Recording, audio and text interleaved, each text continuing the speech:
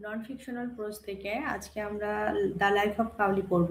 তো the life of কাউলির সামারিটা তোমাদের আমি আগের ক্লাসে বোঝাই দিয়েছিলাম। তো আজকের আমাদের টপিকস হচ্ছে দ্য লাইফ অফ কাউলির রিভিশন দিব, সামারিটা, মেন সামারিটা শর্টলি। দেন হচ্ছে পার্ট সি এবং পার্ট বি নিয়ে আলোচনা করবো ইনশাল্লাহ। তো এই ক্লাসটাই যদি তোমরা করো, আমি আশা রাখি তোমরা এক্সামে ভালো কিছু করতে পারবা ইনশাল্লাহ।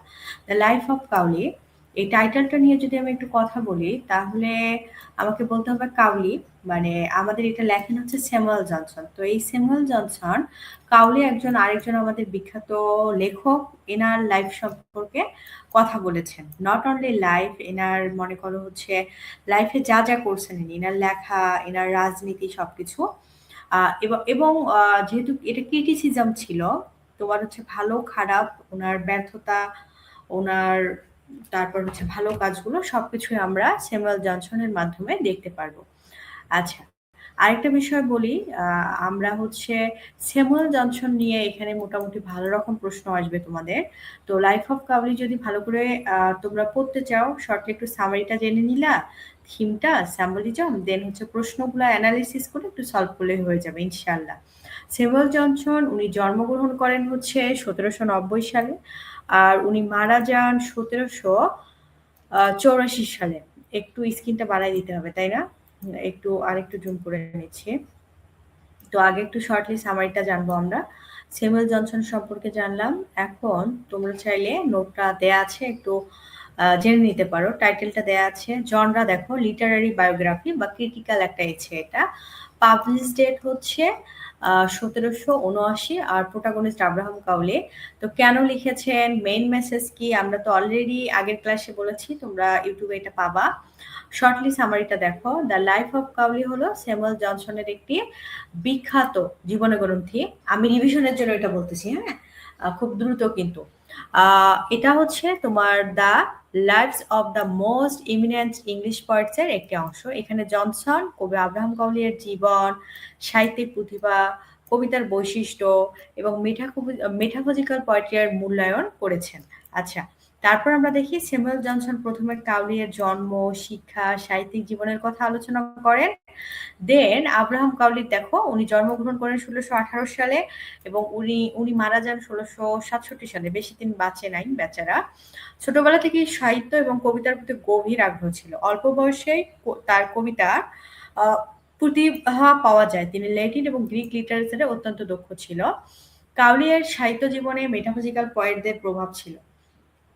তো তার কবিতায় জটিল চিন্তা, বুদ্ধিদীপ্ত যুক্তি, অদ্ভুত তুলনা এবং কনসিট এর ব্যবহার দেখা যায়। জনসন তার কবিতার প্রতিভা স্বীকার করলেও মনে করেন যে কাউলি অনেক সময় স্বাভাবিক আবেগের চেয়ে বুদ্ধি এবং যুক্তিকে বেশি গুরুত্ব দিয়েছিল, মানে বেশি শিক্ষিত ছিল। হ্যাঁ, আমাদের মতো নর্মাল যারা মানে নরমাল এডুকেটেড পারসন যারা আছি আমরা, মানে আমাদের জন্য কষ্টসাধ্য হয়ে যাইত। খুব বেশি উইট ইউজ করতো, লজিক ইউজ করতো। জনসন বিশেষভাবে মেটাফিজিক্যাল পয়েন্টদের কবিতার বৈশিষ্ট্য ব্যাখ্যা করেন। তার মতে এই কবিরা দূরবর্তী এবং অসম বিষয়কে ক্লেভার কম্পারিজন বা কনসিট এর মাধ্যমে যুক্ত করত। ফলে তাদের কবিতা বুদ্ধিদীপ্ত হলেও অনেক সময় তা কঠিন, কৃত্রিম এবং স্বাভাবিক সৌন্দর্য থেকে দূরে হয়ে যায়। জনসন কাউলিয়ের পিন্ডারি কোটস নিয়ে প্রশ্নের অ্যান্সার করতে হবে পার্ট বি এবং সি এর জন্য। সো এর ডেফিনেশনটা কিন্তু তোমাকে জানতে হবে, হ্যাঁ। এর কথা আলোচনা করেন, কাউলি ইংরেজি কবিতার পিন্ডার এর ধাঁচ অনুসরণ করে ওড লেখার চেষ্টা করেছিল। তার কবিতায় স্বাধীনতা, ইমাজিনেশন এবং লার্নিং এর পরিচয় পাওয়া যায়।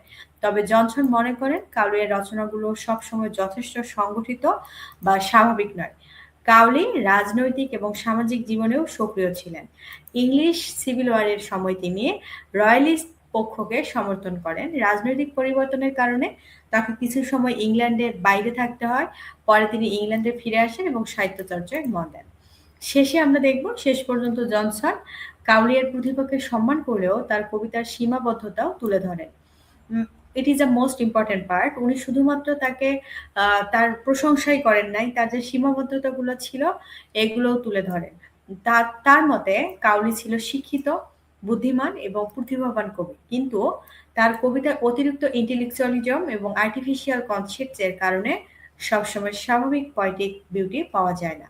তাহলে এখানে আমরা বলতে পারি জনসনের মূল বক্তব্য হলো শুধু জ্ঞান, যুক্তি, বুদ্ধিদীপ্ত চিন্তা থাকলে কবিতা মহান হয় না। কবিতার স্বাভাবিক আবেগ, সৌন্দর্য, স্পষ্টতা ও মানবিক অনুভূতিরও প্রয়োজন হয়।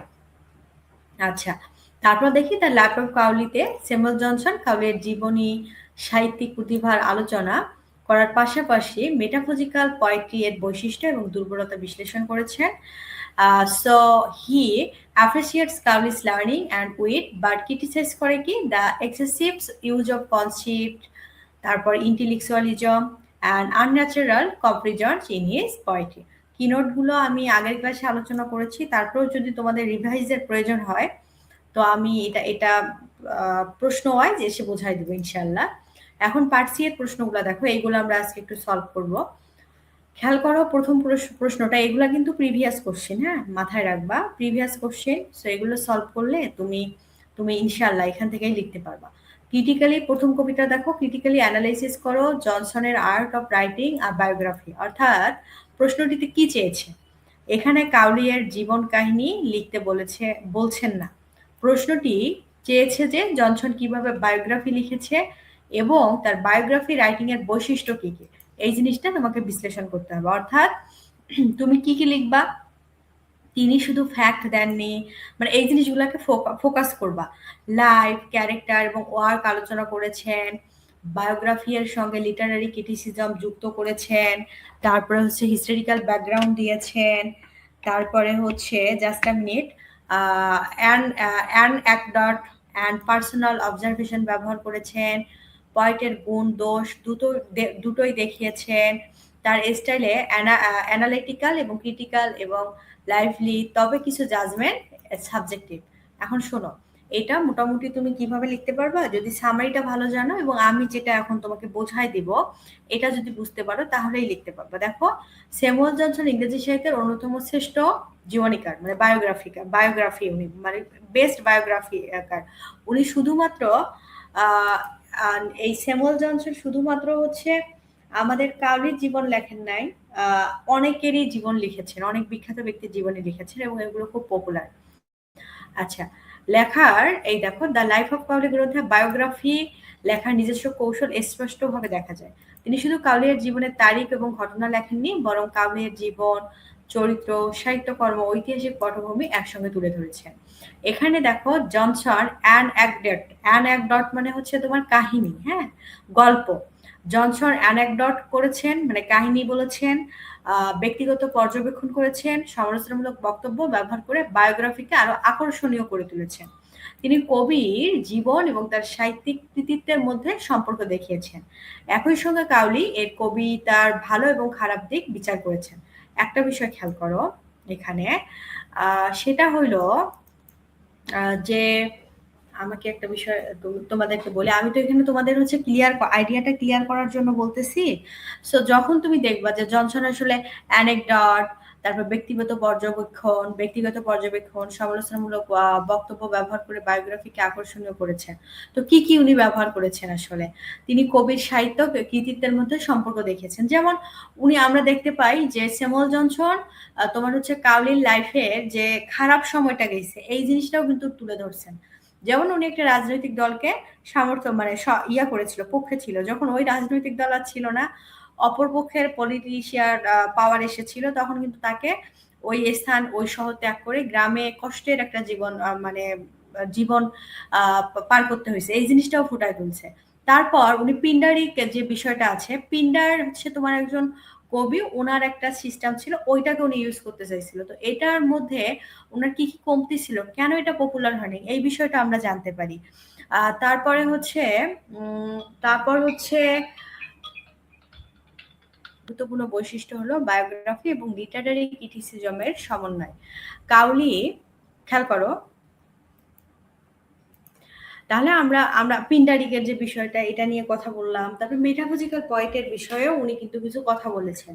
তো তারপর দেখো বায়োগ্রাফি লেখার আরেকটি গুরুত্বপূর্ণ বিষয় হলো বায়োগ্রাফি এবং লিটারারি ক্রিটিসিজমের সমন্বয়। হ্যাঁ, কাউলিয়ার জীবন আলোচনা করতে গিয়ে এই যে মেটাফিজিক্যাল পোয়েট্রি, পিন্ডারি কোড, তোমার হচ্ছে ডেভিডাইজ, এই যে ডেভিডাইজ নিয়ে কিন্তু তোমার পার্ট সিও আছে। হ্যাঁ, উনি কিন্তু তোমার হচ্ছে ডেভিডাইজটা লিখতে চেয়েছিল, অর্থাৎ এডমাউন্ড স্পেঞ্জারের দ্য ফেরি কুইন, এইটাকে ফোকাস করে ইনি ডেভিডাইজটা লিখতে চেয়েছিল, কিন্তু এটা সম্পূর্ণ করতে পারেননি ইনি। কেন করতে পারেননি এই বিষয়ে কিন্তু কথা বলেন। এই বিষয়গুলো আলোচনা করেছে। তো আমরা সুন্দর করে এগুলো নিয়ে পয়েন্ট করতে পারবো না? তারপরে দেখো অবশ্যই পারবো। তবে দেখো জনসনের কিছু বিচার তার ব্যক্তিগত সাহিত্যিক রুচি দ্বারা প্রভাবিত। তবুও তার ভারসাম্যপূর্ণ উপস্থাপনা, সমালোচনামূলক দৃষ্টিভঙ্গি এবং প্রাণবন্ত লেখার ধরন দ্য লাইফ অফ কাবলি একটি উৎকৃষ্ট বায়োগ্রাফি করে একটা উৎকৃষ্ট বায়োগ্রাফি করে তুলেছে। তো আমরা বুঝলাম যে আসলে এখানে প্রশ্নটা কি চেয়েছে এবং কিভাবে আমরা অ্যান্সার করবো। যে ক্রিটিক্যালি অ্যানালাইসিস করো জনসনের আর্ট অফ রাইটিং আ বায়োগ্রাফি। আমার আজকের ক্লাসের মেইন বিষয় হচ্ছে তোমার প্রশ্নটা একটু ক্লিয়ার একটা আইডিয়া দেয়া। হ্যাঁ, আচ্ছা তারপরে দেখো কমেন্ট করো on Doctor Samuel Johnson as a critic and biographer. Comment করতে বলছে Doctor Samuel Johnson as a critic and biographer. প্রশ্নটাতে আসলে কি চাইছে এখানে? জনসনের দুটি পরিচয় লিখতে হবে। দুটো পরিচয় কি তোমাকে আলোচনা করতে হবে, মানে তিনি সাহিত্য এবং কবিতার বিচার কিভাবে করেছেন, এবং বায়োগ্রাফার মানে তিনি কবির জীবন কিভাবে লিখেছেন। তাই অ্যান্সারের দুটো দিক সমানভাবে থাকবে, বুঝছি? সুন্দর একটা ইন্ট্রো দিব ফার্স্টে আমরা। এই সুন্দর একটা ইন্ট্রো দিব আমরা। ইন্ট্রো আমি এখানে মেইন আইডিয়া দিছি, আমি কিন্তু নিচে যদি একটু তোমাদেরকে দেখাই প্রপার অ্যান্সার আবার প্রত্যেকটারই করেছি, এবং আমি এগুলো নিয়েও আলোচনা করবো ইনশাল্লাহ। একটু দাঁড়াও, এই যে এই দেখো ক্রিটিক্যালি অ্যানালিসিস করো Johnson art of writing biography. So এটার অ্যান্সার প্রপারলি দেয়া আছে। ইভেন নিচে যদি তোমরা খেয়াল করো যে এর ইয়াটাও দেয়া আছে, বাংলাগুলোও দেয়া আছে। সো আগে বাংলাটা পড়ে নিয়ে সুন্দর করে ইংরেজিটা পড়বা, ঠিক আছে? তো দৌড় মারি আমরা, আমাদের সময় নেই, ক্লাস যেহেতু রেকর্ডেড হচ্ছে। বেশি তার মানে ইয়াতে চলে এসেছি। আচ্ছা, হেল্প নেওয়া বেটার হবে। এখন দেখো তাহলে ২ নম্বর প্রশ্নটা এখন আমরা দেখব, যে ওই যেটা বললাম। তাহলে আমরা কি করলাম, কি বিষয়টাকে ফোকাস করব? যে ডক্টর স্যামুয়েল জনসন ইংরেজি সাহিত্যের অন্যতম প্রভাবশালী সমালোচক এবং জীবনীকার। তার লাইফ অফ কাউলি গ্রন্থে তার এই ২ ধরনের প্রতিভার পরিচয় পাওয়া যায়। একজন ক্রিটিক হিসেবে জনসন কাউলি এর কবিতা এবং মেটাফিজিক্যাল কবিদের কবিতা বিশ্লেষণ করেছেন। তিনি তাদের জ্ঞান, উইট, বুদ্ধিবৃত্তিক ক্ষমতা, মৌলিকতার প্রশংসা করেছেন। একই সঙ্গে কনসেপ্ট, জটিল চিন্তা, অস্বাভাবিক তুলনার অতিরিক্ত ব্যবহারের সমালোচনা করেছেন। একজন বায়োগ্রাফার হিসেবে জনসন কাউলির জীবন, শিক্ষা, রাজনৈতিক কর্মকাণ্ড, সাহিত্যিক জীবন এবং শেষ জীবনের বিস্তারিত বিবরণ দিয়েছেন। তিনি কাউলির চিত্র, ব্যক্তিত্ব আলোচনা করেছেন। তার অ্যানেকডট এবং পার্সোনাল অবজারভেশন বায়োগ্রাফিকে প্রাণবন্ত করেছে। একজন বায়োগ্রাফার হিসেবে ওনার বিষয়টা আমরা দেখলাম। আর হচ্ছে ক্রিটিক হিসেবে আমরা দেখলাম কি, যে যেমন উনি হচ্ছে পিন্ডারিক নিয়ে আলোচনা করেছে, মেটাফিজিক্যাল কবিদের নিয়ে বিশ্লেষণ করেছে, ডেভিডাইজ নিয়ে আলোচনা করেছে। এই বিষয়গুলো একটু আলোচনা করব। আর বায়োগ্রাফার হিসেবে কি করেছে তিনি, মনে করা হচ্ছে যে তার শিক্ষা জীবন কাউলি, তারপরে হচ্ছে রাজনৈতিক কর্মকাণ্ড, সাহিত্যিক জীবন এবং শেষ জীবনে যেমন আমরা জানি যে উনি ফার্স্টটা শেষের দিকে অর্থনৈতিক কষ্টে ভুগেছিল। তো নেক্সট টাইম সরকার কিন্তু তাকে একটা টাইপ অফ পেনশন টাইপ একটা ইয়া দিয়েছিল। ওটার পর ওনার এই কষ্টটা কেটে গিয়েছিল। জনসনের বিশেষ কর্তৃত্ব হলো তিনি বায়োগ্রাফি এর সঙ্গে লিটারেরি ক্রিটিসিজম যুক্ত করেছেন। তিনি শুধু কবির জীবন বলেননি, তার সাহিত্যিক কৃতিত্ব এবং বিচার করেছেন। তাই জনসন একজন গভীর দৃষ্টিসম্পন্ন ক্রিটিক এবং দক্ষ বায়োগ্রাফার। এই জিনিসটাই আমি শুরুতে বলার চেষ্টা করেছিলাম। He is the best biographer Samuel Johnson. হ্যাঁ, যদি তার কিছু বিচার ব্যক্তিগত রুচি নির্ভর, তবুও ইংলিশ লিটারেরি ক্রিটিসিজম এবং বায়োগ্রাফি তার প্রভাব অত্যন্ত গুরুত্বপূর্ণ। আচ্ছা, এখন কথা হইলো অনেকে বুঝতেছো না যে আপু আমরা এটাকে বড় করবো কিভাবে। একটা সুন্দর করে তুমি ইন্ট্রো দিলা, এখন ইন্ট্রোতে দিলা কি তুমি হচ্ছে ইন্ট্রোতে এভাবে দিলা যে হচ্ছে life of Cowley written by Samuel Johnson. এটা কি, এটা জনরাটা কি, এটা পাবলিশ ডেট কি, এটা দিয়ে বললা যে এটা একটা মনে করো সুন্দর, মানে এখানে স্যামুয়েল জনসন দুটো বিষয়কে ফোকাস করেন, বা উনি বেস্ট একজন বায়োগ্রাফার এবং লিটারারি ক্রিটিসিজম ক্রিটিক। হ্যাঁ, তারপর একজন বায়োগ্রাফার কেন, এটা নিয়ে তুমি ২-৩টা পয়েন্ট করতে পারবা। কেন আমি মেন বিষয়গুলো বলি, উনি বায়োগ্রাফার কেন, কারণ উনি সুন্দর করে আমরা এই যে শিক্ষা জীবন নিয়ে আমরা একটু বলতে পারবো, রাজনৈতিক কর্মকাণ্ড, ওই যে উনি একটা দলকে সাপোর্ট করতে পারে, ওনাকে কিন্তু পালাইতে হয়েছিল, সাহিত্যিক জীবন নিয়ে উনি ভালো একটা ভার্সিটিতে পড়ছিল, এই বিষয়গুলো নিয়ে সুন্দর দুইটা, কমপক্ষে তো দুইটা আমরা করতেই পারবো তুমি যদি আমার সামারি ক্লাসটা বা আমার নোটটা ভালো করে পড়ো। হ্যাঁ, তারপরে খেয়াল করো এখানে ক্রিটিক হিসেবে যে উনি, আমি বলি মেটাফিজিক্যাল বিষয় নিয়ে, এটা তুমি যখন পার্ট, আমি আমি তোমাকে কথা দিচ্ছি বাকি প্রশ্নগুলো এবং পার্ট সি যখন আমরা সরি পার্ট বি পড়বো, যে মেটাফিজিক্যালের বিষয়টা আমরা আরো ক্লিয়ার হব, সো আমরা লিখতে পারবো। তারপর হচ্ছে পিন্ডারিক নিয়ে আমরা লিখতে পারবো, সো এটা নিয়ে আমরা পয়েন্ট করে দিলাম 2টা বা 3টা। তারপর মোটামুটি এটা নিয়ে একটা পয়েন্ট করলাম যে জনসন আসলে মনে করো বিশেষ কর্তৃত্ব হলো তিনি বায়োগ্রাফিয়ার সঙ্গে লিটারেরি ক্রিটিসিজম যুক্ত করেছেন। তিনি শুধু কবির জীবন বলেন নাই, তিনি কি কি করছেন, তিনি সাহিত্যিক এই কৃতিত্ব এবং বিচার করেছেন। যেমন মেটাফিজিক্যাল নিয়ে কথা বলেছে, মেটাফিজিক্যালের দোষ গুণ সবই বলেছে, দোষ গুণ এটা নিয়ে তো একটা পয়েন্ট করা যায়, তাই না? তারপরে আমরা একটু সাম আপ দিব, তাহলে এই তো 5-6টা পয়েন্ট হয়ে গেল। 6, 6.5 বা 7 পৃষ্ঠা, 6 পৃষ্ঠা যদি হয় 30 মিনিট, 6, 6.5 পৃষ্ঠা সুন্দর করে লিখলেই ভালো মার্ক পাবো ইনশাল্লাহ। কারণ নন ফিকশনাল প্রোজ, আসলে নন ফিকশনাল প্রোজে একটু অন্য টাইপ, হ্যাঁ, এখানে আজে বাজে লিখলে মার্ক পাবে না।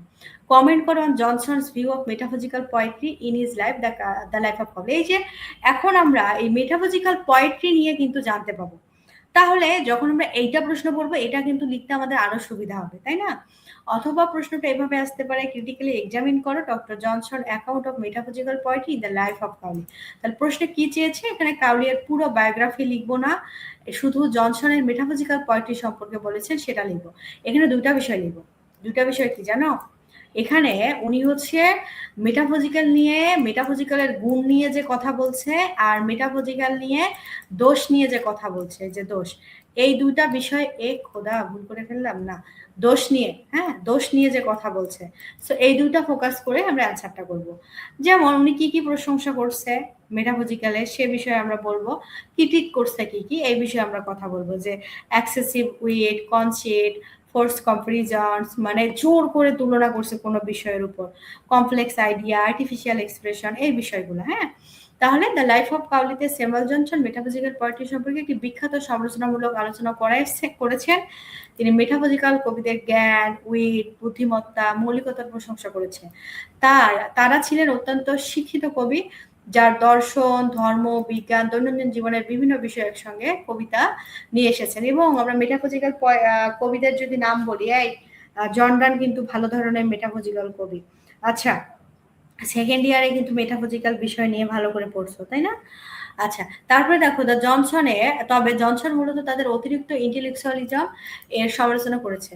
তার মেটাফিজিক্যাল কবিরা অনেক সময় সম্পূর্ণ ভিন্ন এবং সম্পর্কহীন বিষয়কে অ্যালোবারেট কনসিস্ট এর মাধ্যমে একত্রিত করেছে। তাদের তুলনা বুদ্ধিদীপ্ত হলেও অনেক সময় তা জোর করে তৈরি করা এবং অস্বাভাবিক। জনসন আরো মনে করেন তাদের কবিতার স্বাভাবিক আবেগ, কাব্যিক সৌন্দর্য হচ্ছে উইট ও ইন্টেলেক্ট বেশি গুরুত্বপূর্ণ, ফলে সাধারণ পাঠকের কাছে তাদের কবিতা কঠিন মনে হতে পারে। সো জনসনের ক্রিটিসিজম গুরুত্বপূর্ণ হলেও পরবর্তী সমালোচকরা মেটাফিজিক্যাল পোয়েট্রির জটিলতা এবং বুদ্ধিবৃত্তিক সমৃদ্ধির প্রশংসা করেছে। তাই জনসন একদিকে মেটাফিজিক্যাল কবিদের বুদ্ধির শক্তির প্রশংসা করেছে, অন্যদিকে তাদের কৃতিমত্তার সমালোচনা করেছে।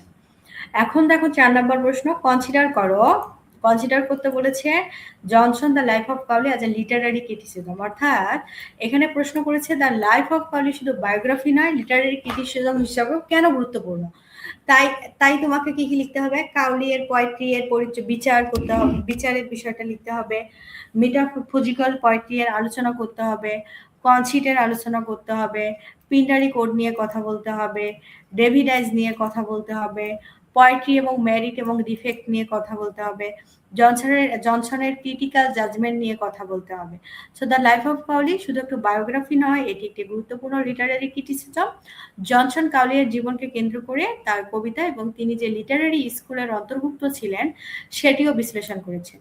তিনি মেটাফিজিক্যাল পোয়েট্রি এর বৈশিষ্ট্য যেমন উইট, লার্নিং, ইন্টেলেকচুয়ালিজম, কনসিট বিস্তারিতভাবে আলোচনা করেছেন। তিনি এসব গুণের প্রশংসা করেছেন, আবার অতিরিক্ত ইন্টেলেকচুয়ালিজম এবং জোর করে তৈরি করা তুলনার সমালোচনা করেছেন। জনসন কাউলি এর প্যান্ডারি কোর্স এর অসমাপ্ত ইপিক ডেভিডাইজের বিশ্লেষণ করেছেন। তিনি এগুলোর কাব্যিক গুণ এবং দুর্বলতা উভয় বিচার করেছেন। পিন্ডারি কোর্সটা খুব বেশি ইম্পর্টেন্ট, আমি একটু আলোচনা করে দিচ্ছি তোমাদের। তাই গ্রন্থটি biography, Literary history, Literary criticism এই 3টির সমন্বয়, হ্যাঁ। সো জনসনের বিশ্লেষণ পদ্ধতি, সমালোচনামূলক বিচার এবং স্পষ্ট ভাষা দ্য লাইফ অফ কাউলিকে একটি গুরুত্বপূর্ণ লিটারারি ক্রিটিসিজম করে তুলেছে। পিন্ডারি কোড নিয়ে আমরা একটু দেখব, একটু খেয়াল করো। পিন্ডারি কোড, হ্যাঁ, এই দেখো পিন্ডারি কোড নিয়ে যদি দেখো, পিন্ডার একজন আমাদের কবি ছিল, হ্যাঁ, তবে ওনার যেমন মেটাফিজিক্যাল পয়েন্ট একটা হচ্ছে বিষয়, এরকম পিন্ডারিকের বিষয়টাও আছে। যে পিন্ডারি কোডটা হলো একটা প্রশংসামূলক কবিতা যা গ্রিক কবি পিন্ডারের রচনা শৈলী অনুসরণ করে। এর মূল তিনটি অংশ হলো এস্ট্রফি, অ্যান্টিস্ট্রফি, এস্ট্রফি, অ্যান্টিস্ট্রফি এবং অ্যাপড। ঠিক আছে, এই তিনটা। সো আব্রাহাম কাউলি ইংরেজি সাহিত্যকে এই তিনটা মুখস্থ করে নিও, হ্যাঁ। আব্রাহাম কাউলি ইংরেজি সাহিত্যে ফ্রি পিন্ডারিক রীতি চালু করেন। এতে অসমান লাইন, ঢিলাঢালা রাইম, শক্তিশালী ইমেজারি, মহৎ ভাব থাকে। পরে ড্রাইডেন ও গ্রে এই রীতিকে উন্নত করেন। আচ্ছা, এখন আমরা সুন্দর করে তোমাদের হচ্ছে পিন্ডারিক বুঝেছি আমরা। এখন এখানে যাই, তারপরে আমি 5 নাম্বারটা তোমাদের এখন বুঝাই দিব। খেয়াল করো যে হোয়াট অ্যাকর্ডিং টু জনসন, মানে জনসনের জনসনের অনুযায়ী, মানে জনসন আসলে কি বোঝাইতে চাইছে? Art the epic qualities found in Davideis. Davideis নিয়ে কথা বলতে হবে। ডেভিডাইজ কি, এটা যদি বোঝো অ্যান্সারটা ফাটাই লিখতে পারবা। এটা সবচেয়ে একটা স্পেসিফিক কোশ্চেন। এখানে পুরো লাইফ অফ কালি বা মেটাফিজিক্যাল পোয়েট্রি নিয়ে মানে লেখার প্রশ্নই ওঠে না, বেশি না, লেখার প্রশ্নই ওঠে না। ডেভিডাইজের মধ্যে কি কি ইপিক কোয়ালিটি আছে সেগুলো লিখবো, হ্যাঁ, দেখে নাও। সো চলো আমরা ডাইরেক্ট এখানে হচ্ছে আলোচনা করে দেই। স্যামুয়েল জনসনের মতে কাউলিয়ের ডেভিডাইজ এর কয়েকটি গুরুত্বপূর্ণ মহাকাব্যিক বৈশিষ্ট্য রয়েছে। এর বিষয়বস্তু নেওয়া হয়েছে বাইবেলের ডেভিড এর কাহিনী থেকে। ডেভিডকে একজন হিরোইক ফিগার হিসেবে উপস্থাপন করা হয়েছে। সো খেয়াল করো, কবিতায় যুদ্ধ, বীরত্বপূর্ণ কাজ, সংঘর্ষ এবং বড় বড় ঘটনা রয়েছে, যা ইপিকের গুরুত্বপূর্ণ বৈশিষ্ট্য। এতে সুপার ন্যাচারাল ও রিলিজিয়াস এলিমেন্টও আছে, যা কবিতাটিকে মহৎ এবং গম্ভীর একটা পরিবেশ দিয়েছে। এর আরেকটি ইপিক কোয়ালিটি হলো মহৎ বিষয়, হ্যাঁ, এলিভেটেড স্টাইল। কাউলি বড় নৈতিক, ধর্মীয়, বীরত্বপূর্ণ বিষয়কে গ্র্যান্ড ম্যানারে উপস্থাপন করার চেষ্টা করেছেন। ডেভিডের চরিত্র কবিতাটিকে একটি হিরোইক কেন্দ্র দিয়েছে। একই সঙ্গে কাউলি একটি বৃহৎ হিরোইক পয়েম লেখার অ্যাম্বিশন দেখিয়েছে। তবে জনসন মনে করেন ডেভিড সম্পূর্ণ সফল ইপিক নয়। এর স্ট্রাকচার, এক্সিকিউশন এর কিছু দুর্বলতা আছে, নোট করে নাও। তবুও এর heroic subject, grand action, supernatural element, elevated style ও মোরাল পারপাস একে গুরুত্বপূর্ণ ইপিক কোয়ালিটি দিয়েছে। তো 5টা প্রশ্ন একসঙ্গে দেখো। আর্ট অফ বায়োগ্রাফি, এখানে জনসন কিভাবে বায়োগ্রাফি লিখেছেন এই বিষয়টা ইয়া করবা। ক্রিটিক অ্যান্ড বায়োগ্রাফার, মানে 2 নম্বর প্রশ্ন, জনসনের এই দুই পরিচয় কি, এটা ফোকাস করে লিখবা। মেটাফিজিক্যাল পোয়েট্রি, মেটাফিজিক্যাল পোয়েট্রি সম্পর্কে জনসন কি বলেছেন এটা লিখবা এবং গুণ দোষটা লিখবা। তারপর মানে মেটাফিজিক্যাল পোয়েট্রি যেটা প্রেজেন্ট করছে Samuel Johnson. Literary criticism, the life of Cowley কেন লিটারারি ক্রিটিসিজম এই বিষয়ে ফোকাস করবা। ডেভিডাইজের কোন কোন ইপিক কোয়ালিটি আছে। আচ্ছা, এখন আমরা যাব পার্ট বিতে। তারপরে খেয়াল করো, তুমি হচ্ছে পার্ট বিটা দেখো। প্রথম প্রশ্নটা আছে হচ্ছে কমেন্ট করো on doctor Johnson attitude to the use of metaphysical concept in poetry, write a note on metaphysical concept. তাহলে এখানে মূলত জানতে চেয়েছে মেটাফিজিক্যাল কনসেপ্ট কি এবং জনসন তোমার হচ্ছে এই কবিতায় কিভাবে এটি কবিতায় কিভাবে ব্যবহার করা হয়েছে বলে মনে করেন। অর্থাৎ কনসেপ্টের ডেফিনেশন দিতে হবে, মেটাফিজিক্যাল পয়েন্টের ব্যবহারের ধরন, জনসনের ক্রিটিসিজমের 3টি বিষয় লিখতে হবে। মেটাফিজিক্যাল কতটা ইম্পর্টেন্ট বুঝছো? তাহলে তুমি এটা, আমি প্রপার অ্যান্সার দিচ্ছি, তুমি যদি এটা জানো এবং নিজের মতো করে লিখে দাও ইনশাল্লাহ হবে। মেটাফিজিক্যাল কনসেপ্ট হলো দুটি আপাত দৃষ্টিতে সম্পূর্ণ ভিন্ন এবং সম্পর্কহীন বিষয়ের মধ্যে অদ্ভুত, বুদ্ধিদীপ্ত এবং জটিল তুলনা তৈরি করার একটা বিষয়। যেমন আমরা জানি জন রানের ভ্যালিডিকশন ফরবিডিং মর্নিং এ এখানে হচ্ছে তোমার হচ্ছে প্রেমকে বা ওর বউকে যখন মিস করতেছিল বা তাদের ভালোবাসাকে এক্সাম্পল দিতে গিয়ে কম্পাসের সঙ্গে তুলনা করে, হ্যাঁ, এই যে একটা অদ্ভুত তুলনা, ভালোবাসাকে মিস করাকে, পিওর ভালোবাসাকে কম্পাসের সঙ্গে। কম্পাস যেমন হচ্ছে তার পাটা একসঙ্গে থাকে ঘোড়ায়, জ্যামিতি বক্সের কম্পাস, বুঝছো? এরকম মেটাফিজিক্যাল কবিরা তাদের বুদ্ধি, জ্ঞান এবং কল্পনা শক্তি প্রকাশ করার জন্য এ ধরনের তুলনা ব্যবহার করতেন। তারপর দেখি doctor Samuel Johnson metaphysical concept এর অতিরিক্ত ব্যবহারের সমালোচনা করেছেন। তার মতে মেটাফিজিক্যাল কবিরা অনেক সময় সম্পূর্ণ এবং ভিন্ন সম্পর্কহীন ধারণাকে জোর করে একত্রিত করতেন। তাদের তুলনা অনেক সময় চমকপ্রদ হলেও স্বাভাবিক ছিল না। ঠিক আছে? সো আই হোপ বুঝতে পেরেছ। দেখে নিবা, হ্যাঁ? আ এত রিডিং পড়ার সময় নেই। একটু দেখে নাও। মানে মেইন বিষয়টা বুঝলেই হইল। What is your impression of Cowley's Panderism, sorry Pindarism বা প্যান্ডারিজম, যাই হোক পিন্ডারিজম হবে। এই যে পিন্ডার কবিরকে নিয়ে যে উনি যে বিষয়টা করলো পিন্ডারিজমের বিষয়, এটা নিয়ে। সো এটা নিয়ে অলরেডি তুমি পার্ট সির অ্যান্সার করছো। তো এটা তো ইজি। এখানে কাউলি আর পিন্ডারি পোয়েট্রি বা পিন্ডারিজম সম্পর্কে তোমার মূল্যায়ন চেয়েছে, অর্থাৎ পিন্ডার কি ধরনের কবিতা লিখতেন, কাউলি কিভাবে তার স্টাইল অনুসরণ করেছেন এবং কাউলি এর পিন্ডারিজমের ভালো মন্দ কি, এসব লিখতে হবে। ঠিক আছে? তাহলে কাউলি পিন্ডারিজম বলতে প্রাচীন গ্রিকের পিন্ডার কবিতার স্টাইল অনুসরণ করার চেষ্টা বোঝায়। কাউলি পিন্ডারের গ্র্যান্ড এবং ইরেগুলার স্টাইল দ্বারা প্রভাবিত হয়ে ইংরেজিতে পিন্ডারি কোড রচনা করেন। ঠিক আছে? আই হোপ বুঝেছি। বাকিটা একটু দেখে নাও, হ্যাঁ? তারপরে দেখো what is the feature of metaphysical poetry. Metaphysical পোয়েট্রির ফিচারগুলো কি? Use of concept, wit or intellectualism, unusual imagery, blend of thought and emotion, learning and allusion, তারপর হচ্ছে আর্গুমেন্টেটিভ স্টাইল, কমপ্লেক্সিটি, তারপরে হচ্ছে এটা দেওয়ার দরকার নেই, এটা দেওয়ার দরকার নেই, এই ৭টা দিলেই হবে। ঠিক আছে? আচ্ছা, তারপরে খেয়াল করো প্রপার একটা অ্যান্সার আমি তোমাদের জন্য দিয়েছি। সো তোমাদের জন্য সুন্দর করে অ্যান্সারগুলো দেওয়া আছে, একটু দেখে নিবা। তারপরে দেখো হোয়াই, আচ্ছা একটু আরেকটু বোঝাই দেই ইন্ট্রোটা। দেখো মেটাফিজিক্যাল পোয়েট্রি হলো এক ধরনের কবিতা যেখানে চিন্তা, আবেগ, বুদ্ধি এবং জ্ঞান একসঙ্গে প্রকাশ পায়। এটি মূলত সপ্তদশ শতকের মানে 17th সেঞ্চুরিজে বিকশিত হয়। হ্যাঁ, জন ডান, জর্জ হারবার্ট, অ্যান্ড্রো মার্ভেল, তারপরে হচ্ছে তোমার দাঁড়াও তো আব্রাহাম কাউলি গুরুত্বপূর্ণ মেটাফিজিক্যাল কবি। আচ্ছা, তাহলে প্রধান বৈশিষ্ট্যগুলো কি কি লিখবা। সুতরাং মেটাফিজিক্যাল বইটার প্রধান বৈশিষ্ট্যগুলো এগুলা। ঠিক আছে? আচ্ছা, why can not Cowley be justify as an epic point. প্রশ্নে কি জানতে চেয়েছে? এখানে জানতে চেয়েছে কাউলি কে কেন এপিক পয়েন্ট বলা যায় না, অর্থাৎ এপিক পোয়েট্রি লেখার চেষ্টায় কেন সফল হয়নি এবং জনসনের মতে এপিক পোয়েট্রির জন্য কবি কি ধরনের গুণ দরকার ছিল, এসব ব্যাখ্যা করতে হবে।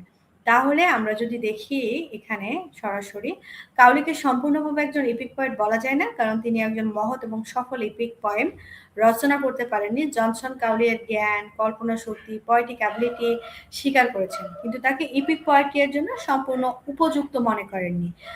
এটি ইপিক পয়েমের জন্য দরকার মহৎ বিষয়, ইউনিটি অফ ডিজাইন, ধারাবাহিক অ্যাকশন, হিরোইক ক্যারেক্টার, এই জিনিসগুলো। গ্রান্ডার এবং কনসিস্ট পয়েটিক স্টাইল। সো কাউলি এর কবিতায় এসব গুণ সবসময় পাওয়া যায়নি। তার ইমাজিনেশন শক্তি হলে অনেক সময় তা অতিরিক্ত এবং অনিয়মিত হয়ে যায়। সো কাউলি তার জ্ঞান, প্রদর্শনের দিকেও বেশি মনোযোগ দিয়েছেন, ফলে তার কবিতা বুদ্ধিদীপ্ত হলেও অনেক সময় কৃত্রিম হয়ে পড়ে। এপিক পোয়েট্রি এর জন্য যে মহত্ব, সরলতা এবং ধারাবাহিকতা দরকার তা তার কবিতায় যথেষ্ট নেই। তাই জনসনের মতে কাউলি একজন জ্ঞানী এবং কল্পনাপ্রবণ কবি হলেও তাকে সফল এপিক পোয়েট বলা যায় না। How does Johnson compare Cowley and Milton as a poet. প্রশ্নে কি চেয়েছে? এখানে জনসন কাউলি এবং মিল্টনের কবিত্বের তুলনাকে কিভাবে করেছেন সেটা জানতে চেয়েছে, অর্থাৎ দুজনের poetic ability, learning, imagination style, epic poetry এর ক্ষেত্রে পার্থক্য লিখতে হবে। বুঝেছ? কি how does Johnson compare Cowley and Milton as a poet, অর্থাৎ জনসন কাউলি এর মিল্টনের কবিত্বের তুলনা কিভাবে করেছে সেটা জানতে চেয়েছে। তাহলে তোমাকে কি করতে হবে? দুজনের পোয়েটিক অ্যাবিলিটি, লার্নিং এবং ইমাজিনেশন স্টাইল এবং ইপিক পোয়েট্রি এর ক্ষেত্রে পার্থক্য, এই জিনিসগুলা লিখতে হবে। তাহলে জনসন কাউলি ও মিল্টন উভয়কেই অত্যন্ত শিক্ষিত এবং কল্পনা শক্তি সম্পন্ন কবি হিসেবে বিবেচনা করেছেন।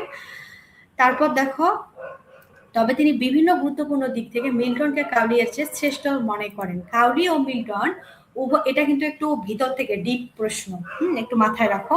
উভয়ই অনেক জ্ঞান অর্জন করেছিল ক্লাসিক্যাল লিটারেচার দ্বারা। প্রভাবিত ছিলেন। তাদের দুজনেই ইমাজিনেশন শক্তিশালী ছিল, কিন্তু তাদের পোয়েটিক স্টাইল এবং মেথড এক ছিল না। কাউলি তার উইট, কনসিট, ইন্টেলেকচুয়াল আর্গুমেন্ট এবং লার্নিং এর জন্য বিখ্যাত। তার কবিতায় বুদ্ধিদীপ্ততা, অরিজিনালিটি রয়েছে, কিন্তু অনেক সময় তা ইরেগুলার এবং আর্টিফিশিয়াল হয়ে যায়। অন্যদিকে মিল্টনের কবিতায় বৃহৎ ইমাজিনেশন, গ্রান্ডার, ইউনিটি এবং তোমার হচ্ছে সাস্টেইনড পোয়েটিক